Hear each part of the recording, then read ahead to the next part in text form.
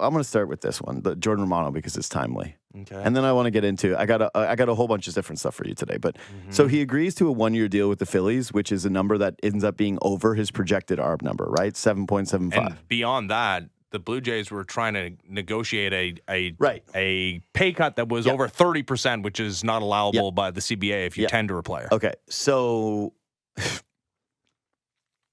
how bad do you think this looks if he returns to form and is dominant? Because this is within the context of a team that is completely desperate in the bullpen. They've got no bullpen arms. Right now, Ryan Burr is a leverage guy for them. Yeah, Ryan Burr better not be on this team. He's going to be on this team. He better not. But he will. What are you going to do about it?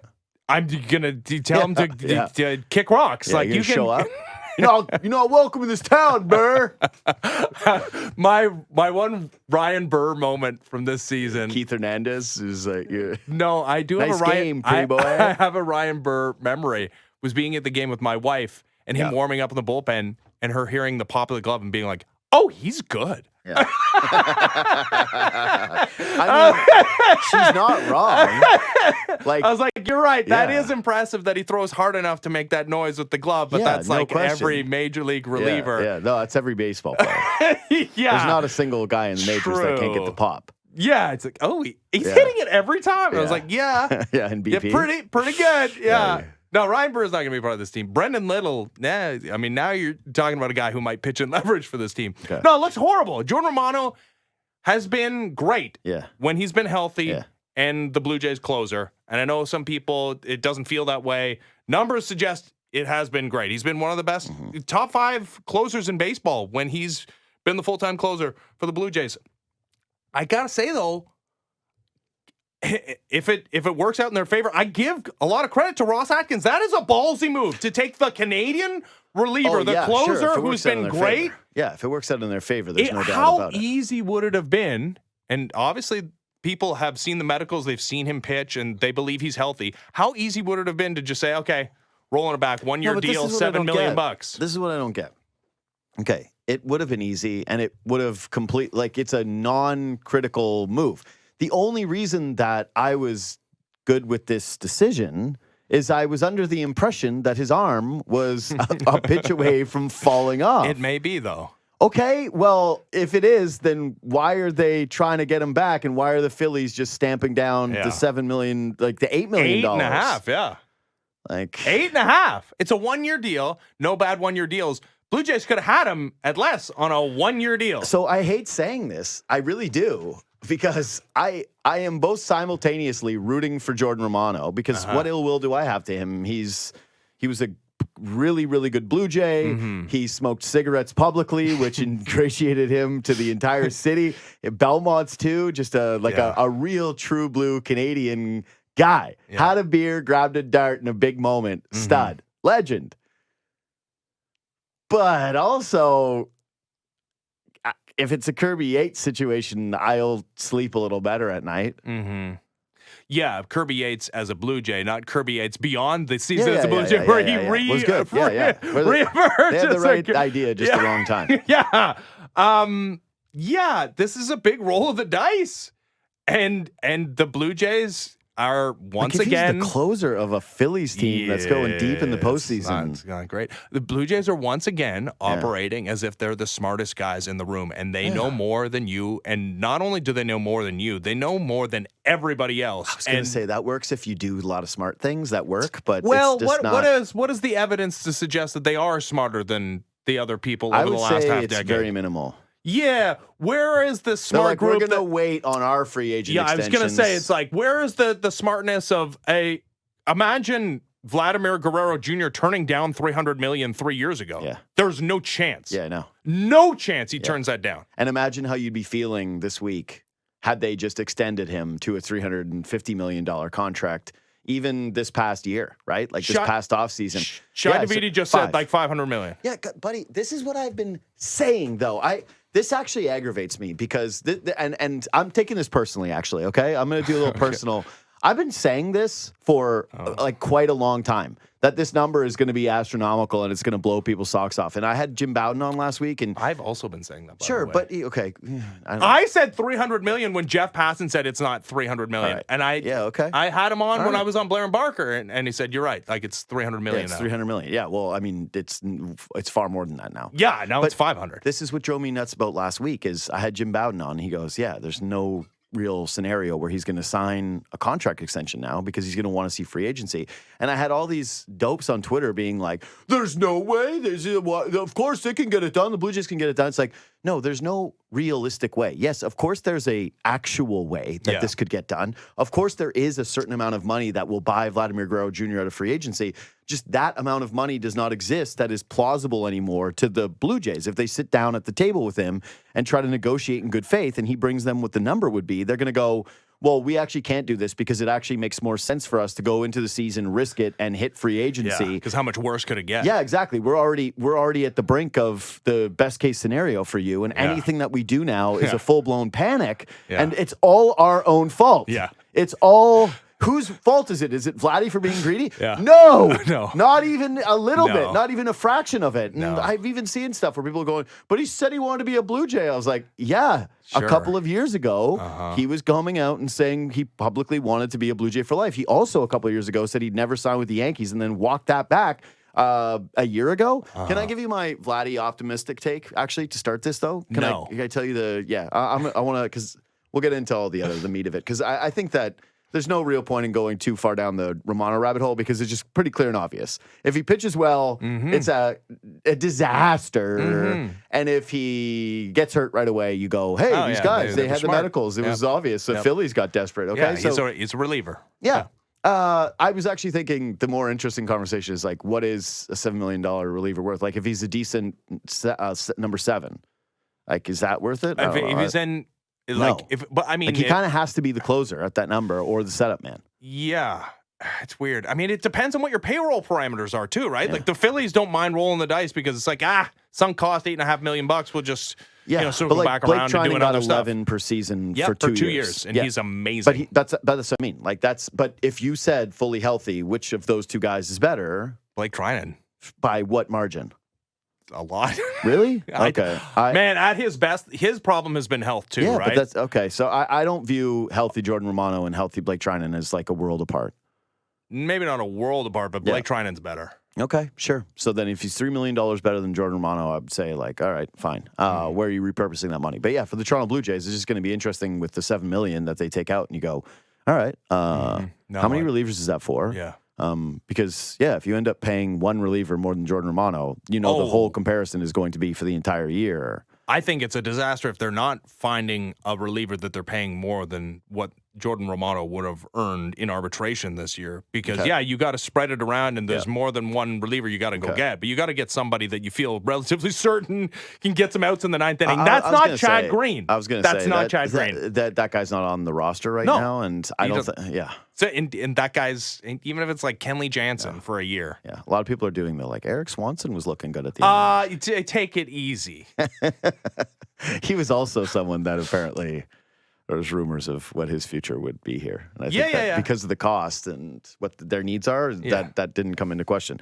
Anyways, back to my Vladdy optimism take. Here's my biggest reason to believe that he will remain a Toronto Blue Jay. What is it?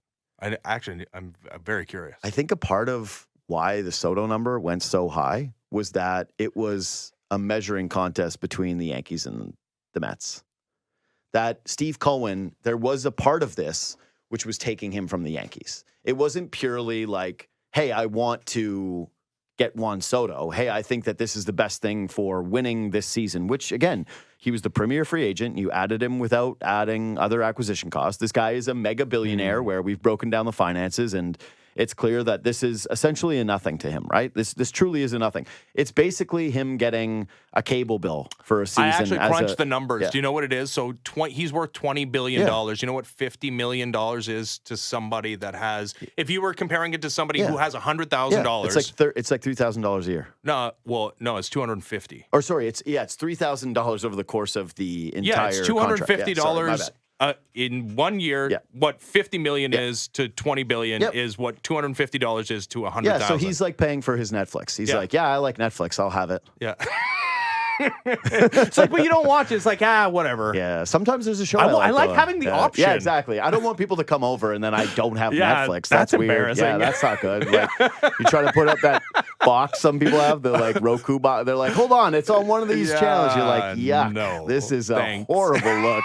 Just get a smart TV and pay for the subscription services and realize that we actually had it pretty good with cable, especially that now these things all have ads on them. Like, They all, you got to pay a different price for no ads. Netflix still doesn't. No, but you think We're coming. you think that Netflix is going to be like, no, we're good. Mm-hmm. We're so nice. We're paying for NFL games now, but what we're going to do is never change the price of this thing. I think it's actually also the most expensive. But either way, anyways, I digress. I think that there was a big element of, hey, I'm bigger than you, and I'm the bad boy on the block now, and I'm taking your guy. And no matter what number you go up to, I'm going to go higher. Mm-hmm. And that the Yankees did reach a point where they were like, holy crap, this is a horrible deal for us, paying him $700+ million over 15 years. What are we going to do? And Cohen went, I'm going to go over the top of that. I'm going to give him 760 with one, what was it? It's 805 really is what it is. Because if I think maybe Juan Soto regresses at some point, but probably not in 5 years. It'll only be 31. And if he's that guy, then they're like, okay, we're going to, I guess, pay you $55 million a year. It's 805. But even still, it's somebody who's going to end up being a DH. Yep. Either way, just the point of this exercise is simply to say that when Vladdy does hit free agency, because at this point, I think it's basically in your certainty that that's happening, we should all be expecting it. We should all be expecting a season of, hey, let's try to get the updates from the insiders when they come on to see how the relationship is. But ultimately, if the Blue Jays are not a competitive baseball team this year, it's going to feel very much like, holy crap, this hard pivot's coming, and it might cost them Vladimir Guerrero Jr. Hell, it might even go into the trade deadline where they end up having to act out of desperation and flip him. If they're not competitive and he's not signed, you have no choice but to I trade don't think him. that they have no choice. I think that there is a scenario where they would walk him to free agency even if they were bad and try to re-sign him because they would want to try to get competitive again and he would still represent the pathway forward to that. Anyways, the entire point that I'm taking so long to actually give is that as much as the Yankees and the Red Sox might covet him, as much as the Dodgers might want to get in the mix on this player, right? They go, Red Sox do.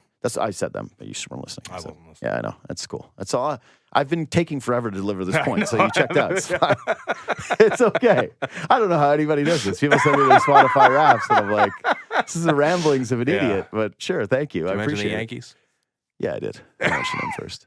Yeah. I don't think that there will be that element to Vladimir Guerrero Jr., where it's going to be like, wow, this is such a prestige signing that we're willing to go over the top and break the bank in a way that is completely outrageous. I just don't. I don't. I think disagree. that he'll be valuable because of his age. Yes, the age is the big thing. His age is the huge thing. I listened to that clip of Jeff Passan yesterday, and he nailed it, where he goes, this is a proof of how valuable age is. And so for Bo and for Vladdy, both of these guys being free agents with a couple of years under the 30 bar, that's going to outrageously pump up the price of what they do, no matter what essentially they put on paper this season.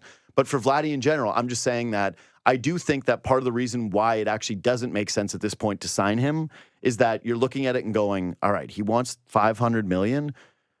Truly, as much as we've misread free agents over and over and over again in terms of what the actual cost is going to be, and how many times have we got that report? Oh, free agents are more expensive this year than people thought they were going to be. Like, yeah, no duh. The top free agents cost more. That's pretty much every single season. It's not an excuse Not for last anymore. year. I really do have a tough time seeing an organization go that much over the top, knowing that there won't be that added dynamic of, hey, this is a statement about the New York Mets and the New York sports scene in general. And Hal Steinbrenner, hey, take a seat. I'm daddy now. Well, I mean, can't that be next year as well? If the Mets don't sign Pete Alonso, but can't they still be involved? But I think you're missing my point. Then I'm telling you that he's already made the statement. Yes, that he's made the statement, but it was a New York statement. It was a, hey, Mets fans, come to the ballpark, come be a Mets fan. Because if you're a Mets fan, we are going to represent what the Yankees used to, which is that we will blow teams out of the water, and we will be the deepest pocketed team, and we will be the group that ultimately, at the end of the day, when all the powerhouses come together, the Red Sox, the Yankees, the Dodgers, those were all teams that were in the mix. The New York Mets, if they decide they want a guy, they will get the guy. And part of it was that it was a former Yankee, that it was a beloved Yankee, that guy was able to prove with his financial might that their pinstripes don't mean a damn thing anymore. That's the point I'm making. That isn't there with Vladimir Guerrero Jr. You sign Vladdy, it's good for your baseball team, but it's not nearly as good of a deal in terms of the psychology of the fan base and the added meaning that it has in those rich guy circles. I'm really surprised that you're actually not buying me on this. I buy that, but to like the degree of what? So what? That, like the extra $100 million. $100 million? Yeah. I don't know if I see that, because Vlad does have something that Juan Soto doesn't, and that's name brand recognition, right? Like you can say Vladimir Guerrero Jr., and if you're even I don't think peripheral that's true sports anymore. fan, you know the name. Like the name. Yeah, but now you know like Juan Soto's name because you've just watched him in the most popular World Series in the history of time. Yeah, he's a more famous player, though. Yeah. Vladimir Guerrero Jr. is a more famous player today, even, than Juan Soto. He is. Okay. I mean, he's on the face of the video game. I don't think Juan Soto has ever been on the cover, and it's not just the Canadian version of MLB The Show. Vladimir Guerrero Jr. was on the cover of MLB The Show. You can roll your eyes at that, but was it Marcus Stroman? I don't think not on the like international version of MLB The Show. Okay. Yeah.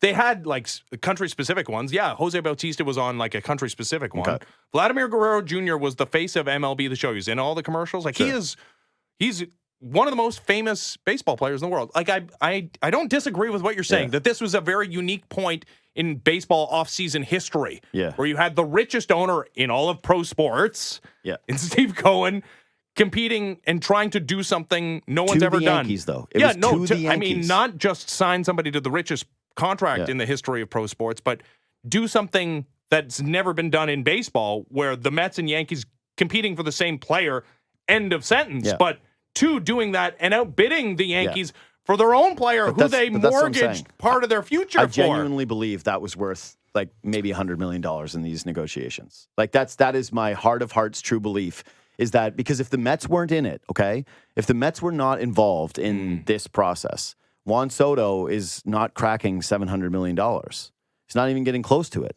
The Blue Jays, according to Shai and Ben, they didn't crack 700. Yeah, but the Dodgers haven't released their number, and that's because it probably didn't crack 700. Every report was that the Red Sox were just slightly over 700 Yes, million. exactly. But that's what I'm saying. Without the Mets even involved, I don't think that any of those teams get close. And so I'm just saying that. But I mean, where's the logic of that? The Yankees were, and like the Reds, if it's the Yankees and the Red Sox I don't going think that they would have got to Juan 700. Soto. I don't think that they would have got to that number. I think that the number would have been far closer to a real baseball deal, which would have been in the sixes. I don't know where you're coming up with that, because the Red Sox factually went to 700. So did the Yankees. They went. I know they did, but I'm saying that those two teams were bidding with the Mets, who were the team that was willing to go into the 700s and force those guys to go deeper into the pool than they ever wanted to. They had to put the water wings on and actually tread out there and go like, oh, okay, I guess this is where we have to play in order to be there with the big kid. Yeah, like I'm trying to follow you, and I do agree. Like, I don't think it's hard to follow. Is this hard to follow? No, I'm trying to agree with you, but I don't. Yeah, I know. I don't agree. That's very clear. Your contrarian nature is kicking in deep. No, I agree that this was a very unique circumstance that the Mets were bidding against a player that not single-handedly, because Aaron Judge was pretty good and Giancarlo Stanton had a great postseason as well, but the Yankees had some great teams and never made the World Series with Aaron Judge. Juan Soto shows up and they're in the World Series, losing in 5 games, but they got there because of Juan Soto. They gave up Michael King and the pieces that landed Dylan Cease and Kyle Higashioka. He hit 20 home runs for the Padres, and they gave those guys up for 1 year. Juan Soto, they took him from them, crosstown to the little brother team. Which, by the way, is still a good deal.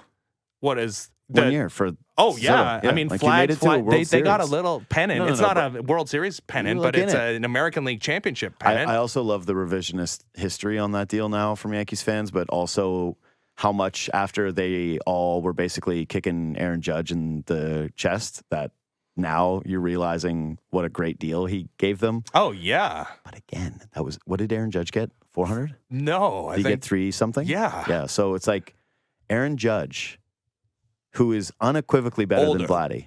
Who cares?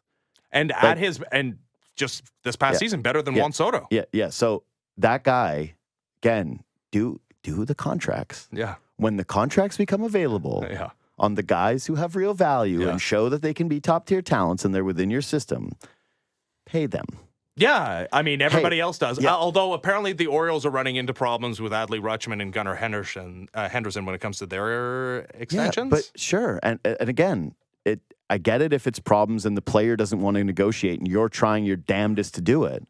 But also, I am curious to see if Soto changes the math on this for some of these players where they go, okay, he risked it. Remember when Soto was dealt away from the Nationals and the report was that he did turn down like 350 or something? No, 400. Oh, it was 400? Yeah. Damn, it was that high? Oh, yes. Okay, so 410. Yeah, that's wild. I thought it was like 320. Anyway, I should have looked this up before I'm bringing this take to air. But there was definitely some whispering among people being like, how far does he think he's going to get? It's like, turns out he's going to get more than $300 million more. If you are Adley Rutschman, if you are Gunnar Henderson, you are Vladimir Guerrero Jr., you're looking at this stuff and going, yeah, you know, maybe the cost of doing this is too high. Well, see, that's where I land more than like this was a unique moment in baseball history where Steve Cohen was bidding against the Yankees. Like, I get, granted that as a factor, but I don't think it takes this crazy $500 million number that's being thrown out. And like, that's only pie in the sky. And that's people living in the moment of Juan Soto just signing this near or potentially more than $800 million deal. And with Steve Cohen not in the mix, that'll be a totally different scenario. No, I think it's maybe worth a couple million, but yeah, not the 100 million. Oh, I do. I don't see it, especially because now the Red Sox are back in the mix. Like the Red Sox, I guess we have to wait for that to actually play itself out, but it does feel like every indication suggests that they're back to spending money again, which they absolutely should be. They're the Boston freaking Red Sox. And the Yankees have now $760 million burning a hole in their pocket, which they're not all going to be able to spend this offseason. And maybe Steve Cohen's back in the mix next year if they don't end up bringing Pete Alonso back, or maybe they bring Pete Alonso back and he stinks. Like, yeah, I could see a scenario where they're in on Vladimir Guerrero Jr. and Juan Soto's like, hey, get my buddy out of Toronto. I could see they're all back in it. I guess I'll put my sort of stake in the ground right now that barring like he's the MVP this season, I don't see Vladdy still getting close to the Soto number. And that's to me is but like what is that? So 500 million? Yeah, that's what I'm saying though. But if he's not close to the 765 that Soto signed for? Yes. Yeah, 765. If Vladdy is that far off in the numbers, that's what I'm telling you is going to be proof in the pudding that this was a big time, partially New York thing. Because Vladdy's numbers, if he has a Juan Soto-like season... He's never had a Juan Soto-like season in his career. I get it. My point is that even if he does it, even if he has this incredible year where he makes himself an actual comparable at the dish, that a team is still not going to give him that number because it was about a New York thing. Anyways, I want to move off this because we're kind of going in circles with it. Okay, so the Vladdy thing is going to be horrific because this whole season is going to be about whether you should trade him, and everything that he does well is going to be through the prism of like, well, damn, what is this going to cost, and can you even re-sign him? And if he does poorly, it's actually it's like the Jays don't have a chance of competing, and so you look at it and say, well, does he really even want to be here? Doesn't he want to like potentially go somewhere else and win? Because what's the scenario where the Jays make a good enough baseball team around Vladdy that he can suck? I don't think it seems unlikely. Yeah, it's very, very unlikely, right? So this is going to be a terrible year. This is probably going to be No, this won't be. The worst is Shohei because we thought he was on the plane. Nothing will beat Shohei because that was in a national identity changer when we thought that he was on his way to Toronto, and it turned out to be Dragon's Den guy.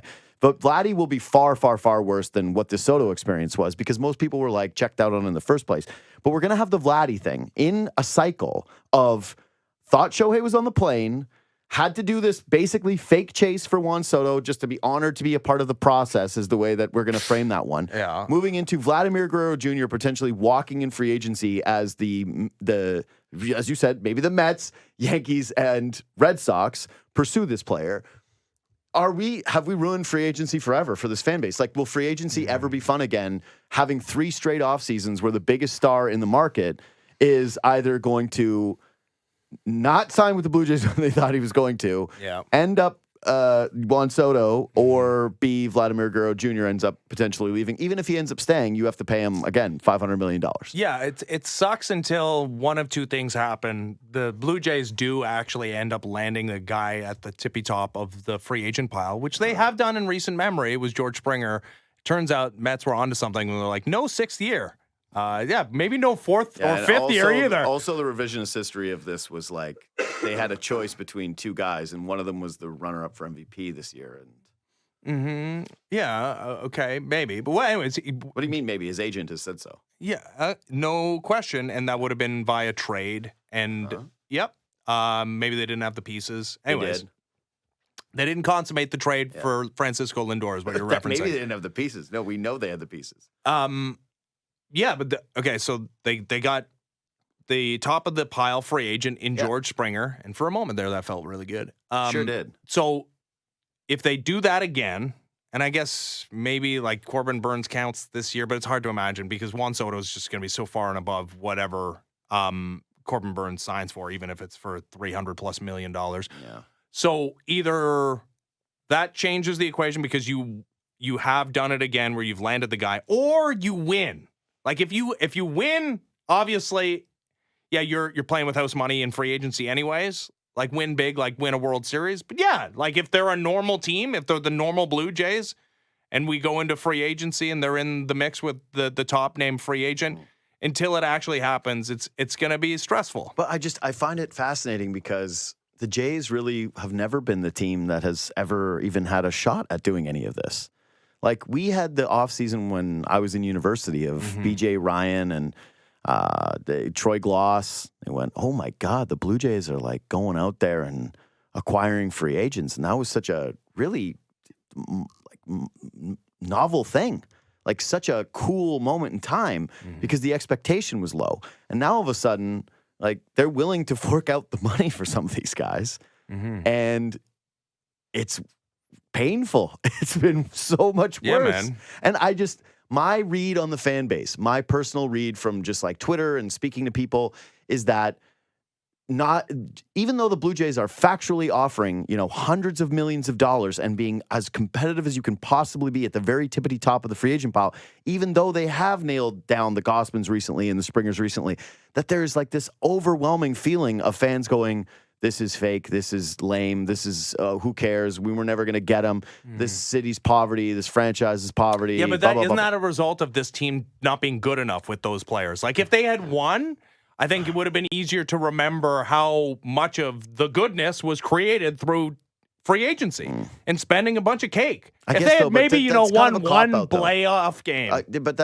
So then what is the parameter then of winning? Because to me, appearing in a World Series. Yeah, but that's what I'm saying is like anybody can kind of say hey, appearing winning, in an American League Championship Series, because we view 15 and 60 as like some it's not the ultimate success, but I think people look at those two seasons as huge successes. No, huge successes. We honestly treat those two seasons, especially 2015, as though they did win a ring. Yeah.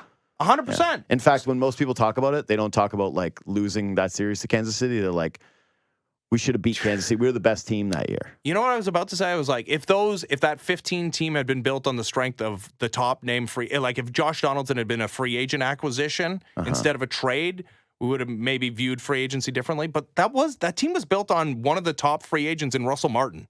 They competed at the tippy top of the catching free agent market, and just because he was a Canadian, he got to play for a whole country. Sure, but really it was all trades. They traded for Edwin. They traded for David Price. They traded for Tulo. They traded for Donaldson. Edwin was a trade that was tacked on. I'm just saying. And they also DFA'd him after that. Either way, you can say that Edwin was internal development of your own guy. For sure. Bautista was internal development of your own guy. It wasn't free agency. Yeah. Like it was one guy. It was one guy. Yeah. Yeah, he's a very, very important guy. Which, by the way, to me is what I started the show with yesterday is like, hey, much like the Toronto Raptors should have learned their lesson with the Kawhi Leonard championship, is the same deal that the Blue Jays should have learned their lesson from 2015, which is that as much as you might have to spend in free agency, you cannot build the team this way. You have to have internal growth. You have to sign your players to contracts.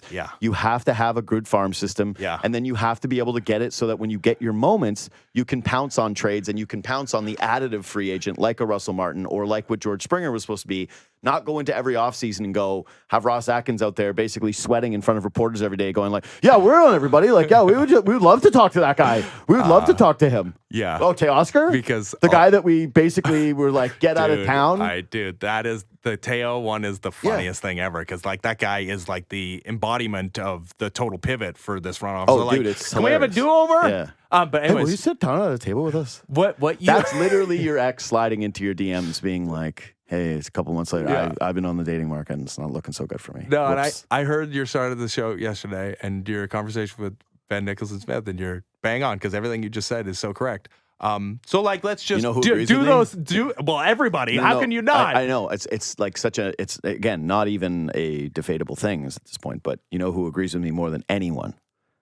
Mark Shapiro. Yes. Yeah, because that was his edict. Yeah, of course. Yeah, except like, okay, so let's do it. Let's make a better foundation. Let's create a better farm system. Certainly we can never have it. Certainly we can never have it in the state of disrepair that Alex Anthopoulos left us in. No, that's the problem. Like, in a perfect world, people hate a hypocrite. That's why those guys are truly despised. Yeah, and he didn't mean to be hypocritical. He just sucked at the other thing. Yeah. Like I still think he knows that that's the best way. It's like, well, I think that part of him now does mean to be hypocritical because, again, if you were being really honest about where the Blue Jays are at and where the other teams in the division are, and especially if free agency doesn't break for them and the Yankees do end up going out and spending a big bag of money and Red Sox grab a couple more guys and where the Orioles are on and their competitive track, the truly honest thing to do would be like, hey, we need to find out what is going on with Vladdy and Bo now, research what the market would be, and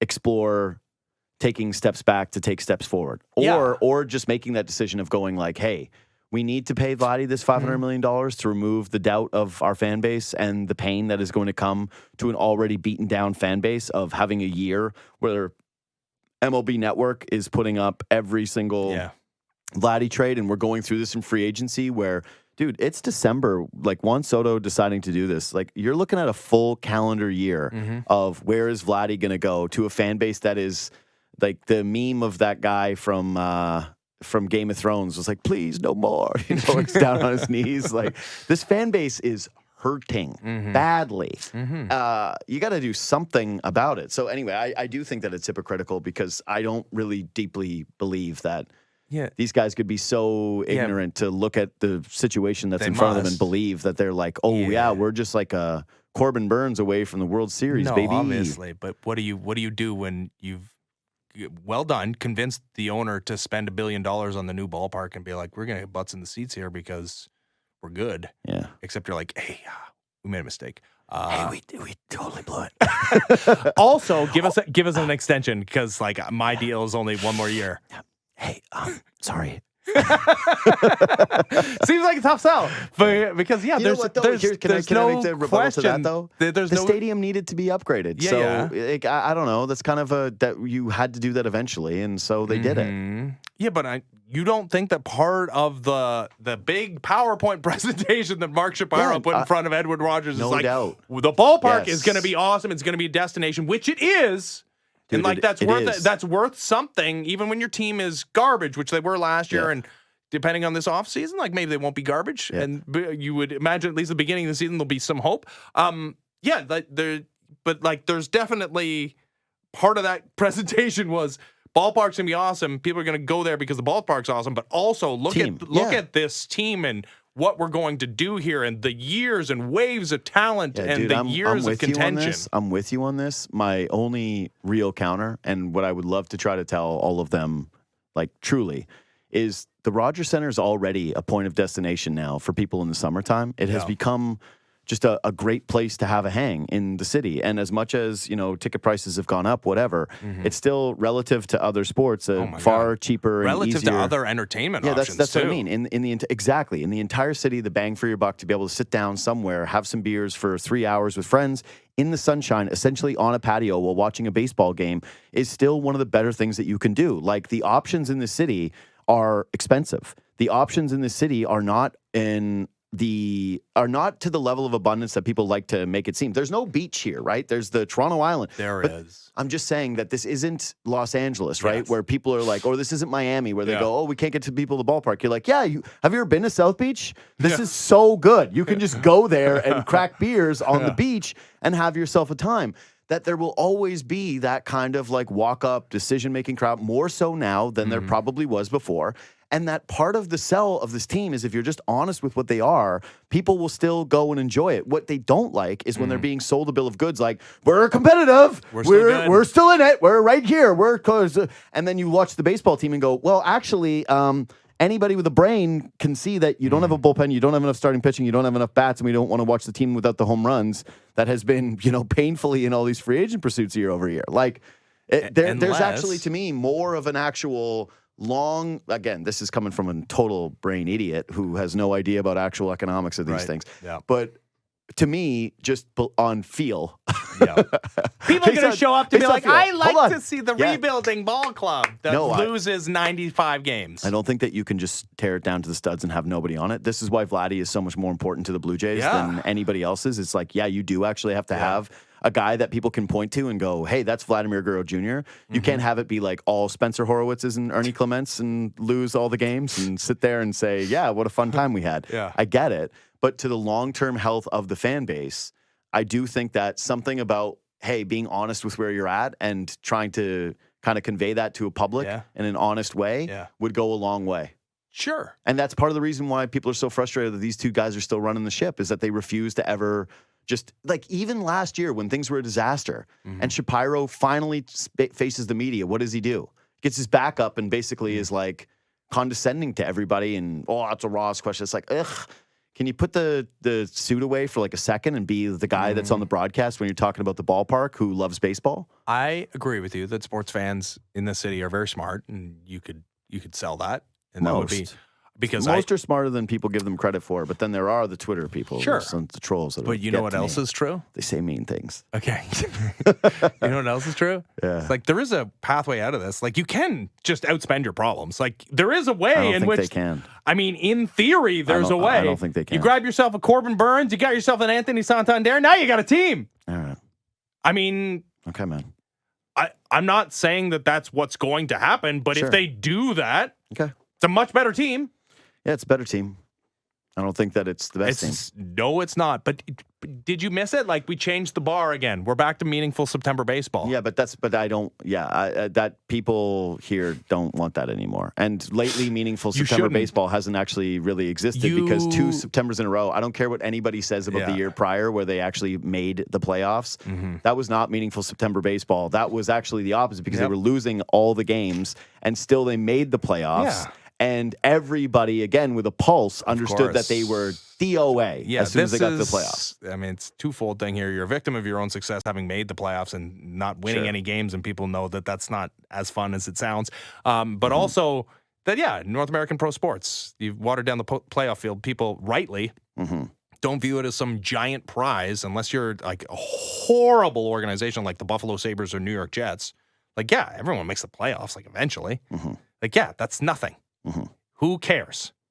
Win something. Yeah, win a thing. Have a chance to win a thing. But also, it's like it was met with that expectation too of, hey, we've got this incredible farm, we've built this the right way, we've got homegrown talent, and now we've got ownership that's going to spend into the mega bucks. We are on the cover of Baseball America while also being the headline choice across the board of every ESPN pick. There was a level of hype that came with this, right? Like it was, oh my God, we're not just going to be good.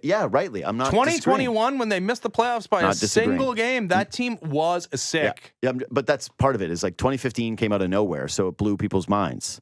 This did not come out of nowhere. This was like, hey, Toronto fans, how many World Series rings do you think you're going to get? It's going to be crazy going there because it's like, man, it's like a Miami Heat thing. We're doing not 1, not 2, not 3. We're LeBron. Not 1 playoff win. Yeah, exactly. But Yeah. But yeah. same number as the Baltimore Orioles over that span. Sure, I guess this is actually the most losery behavior of It's all of it is to coping, be like, cope. hey, the other teams, Yankees haven't won a World Series. Yeah, where's their World Series? Yeah, exactly. Where is it? We're all the same. It's Hello? like, yeah, cool. Yeah. I don't really care about them. Anyway, let's take a quick break because I want to do this. Do you think, I'm obsessed with athlete sports hate. Yeah. Do you think Soto's going to be hated in Toronto? No. Yeah, me neither. I don't think. I think he's actually liked because he went to the Mets instead of the Yankees, and that most fans are going to look at this. Indifferent. Yeah. Nobody. It's a straw man to talk about how angry this fan base is about Juan Soto not choosing the Blue Jays or them getting their hopes up. It's like, nah, not at all. I think this played out just about the exact way people in this market expected, and he took the money. He took the most money. Okay, so this is actually the part of it that I think is interesting. So Shy and BNS, they reported, quote, sources with knowledge of the bidding described them as on a short list of finalists with an offer that was under $700 million for the superstar outfielder who agreed to a record $765 15-year deal with the New York Mets on Sunday night, end quote. Had the number been higher, do you think he would have been hated? Yeah, if they had the highest number for him and he said, your team stinks and I don't want to play for a whole country. Not that country, at least. If he would have said that country, yeah. But yeah, if he spurned the top offer. Hated? I don't know if he would have been hated. There definitely would have been more emotion. I think, because here's the thing. The Yankees didn't have the highest offer for Juan Soto. But they were close enough where they get to hate his guts forever. Juan Soto could have chosen the Yankees, and it's not like, wow, he chose such an wow, what a hometown discount. He would have been earning $760 million and had to pay for his own suite. He would have been with Aaron Judge and looked at him being like, so you doing okay? Yeah, it's like, I got it. Yeah, I got it. Don't worry about it. I got it. I got this. Handle it. Hey. Yeah. He went. Things are going to pick up, Aaron. It's like he went factually for more money. Hey, guys, can we get Aaron some endorsement deals over here? Hey, guys, is there anything we can do to help Aaron? Just kick around, bring the hat around the dugout. Like, he went to pitch in. He went to the Mets for factually more money, sure. but the same money. No, the same money. He went to the Mets for the same money. Yeah. So, yeah, that's a different deal. The Blue Jays were not in on it. There's also in that reporting that the front office of the Blue Jays was authorized to go above and beyond what they ended up offering and didn't, which is weird. By the way, I've seen people shame the Yankees fans that have taken to social media and made cringy videos.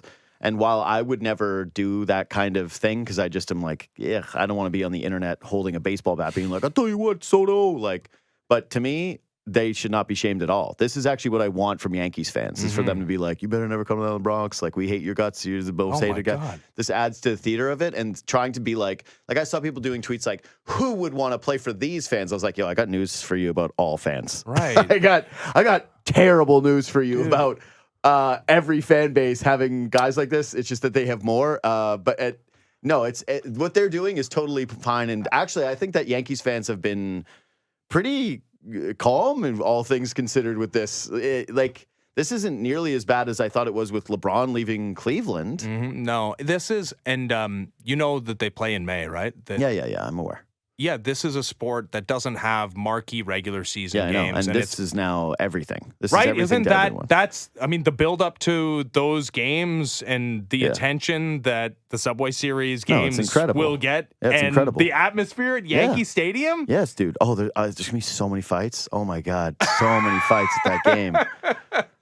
Get ready. You got to, hey, Yankees and Mets fans, right now, you start doing push-ups. You start getting ready. Maybe take a jiu-jitsu class. Maybe mix in a little bit of kickboxing. I don't know, but either way, get ready, because I would think that that's going to have a few scraps, and I totally think it's great. I think it's great for the sport that it's this much hate between those two teams, and that there is a little bit of like, the younger brother has now grown up and become bigger than the older brother, and now looking to flex that muscle a little bit.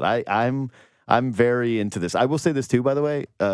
When that game does happen, Aaron Judge has to hate Juan Soto. Like, if he goes up to him and he daps him up and is like, because did you see Stroman's post where I was like, Stroman, the king of never having the pulse of anything ever, truly the most disconnected athlete from reality that you can find. And here he is, like, tweeting, congrats to my brother Juan Soto on all his money. I'm so happy for him. You go, yeah, okay, man. All Yeah, right, why don't you just get yourself left off the playoff roster again? Shut up. Like, honestly, if you're it's so transparent. But anyway, okay, so yeah, I think that he's going to now be the most hated athlete by any team in any market, and I actually don't think it's particularly close. You mean active? Yes, not all time. I'm not going through this and like being like, what was it? How did Red Sox fans feel about Babe Ruth after he left? You know, like it's not just too great. I bet you they fired. Although it wasn't his fault. They sold him they said to finance that play. They were like, "Have you seen that play? Pretty sick." They said things that would shock you to your core. You would feel like you jumped in a cold plunge listening to the hate that he probably got. So for some people, the things that people would say at the time. Okay, so I have this. List of most hated athletes by any market. New York rounded the top of the list for me with Embiid by Knicks fans. If you recall last year during the postseason, the way he comported himself, you know, the punching in the nuts and the trying to injure players and just the way they hated him in general. Trae Young might be hated more by the same fan base? No chance. No? Trae Young, I think, is hated by them. But now I think it's kind of like a fun thing that they have, like a dynamic. And it also, Trae Young's so harmless now. It's just, a little cute Trae Young. It's the only thing he has. Embiid is like the big bad wolf that comes to town, and they hate his guts. But I do agree that they hate him and that they love doing the chant. But to me, it's like actually kind of, it's weird to say that an F Trae Young chant is done, but in good spirits to me. Maybe I'm misreading that. But I'll ask just Shremsky. I have him next. Anyway, I have Shohei and Brad Marchand by Toronto fans. Even though, like I said, I think people are coming around on Brad Marchand. I think that people are like, we like you. You're funny. You're a good guy. You're a 101. Machado by Dodgers fans. Yeah, there's no question about that. Yeah. That exists. Yeah, that's real. Draymond by NBA fans at large. I had the Wolves at the top of the file because of just being recent with the Rudy Gobert stuff. But like everybody hates Draymond, right? Who likes Draymond? I want to know. Yeah, does he have any non-Warriors or non-Michigan State fans No, I in think the world? everybody hates Draymond. Like genuinely, deeply hates Draymond. LeBron by Kobe fans. So that used to be a thing. I don't think that's real anymore. I think that was very much an early 2010s argument. Once like Kobe retired, LeBron won the Cleveland ring. I think that's kind of wrapped up now. Plus, LeBron came to the Lakers, and it's a complicated kind of fandom. Yeah, but with that's him. what I'm saying is like he plays for the team and won a championship there, and their Kobe fans are still like, he's not so good. That's a pretty deep level of hate. Like that's different. Like imagine Soto re-signed with the Yankees and their fans are like, too much money, even though he won with them. Like that's crazy. Aaron Judge by Red Sox fans, Jack Eichel by Sabres fans, Ben Simmons by Sixers fans, and I have Aaron Rodgers by Jets fans. That's my top list of most hated fans by fan bases. I mean, the Islanders fans are still holding on to their John Tavares hate, it feels like. Yeah, they do, but I didn't even think about them. Because you don't think about them at all. I don't. And it's like if they ever won a thing or it's just like Bourne. He's like, I kind of care. I'm like, yeah, right.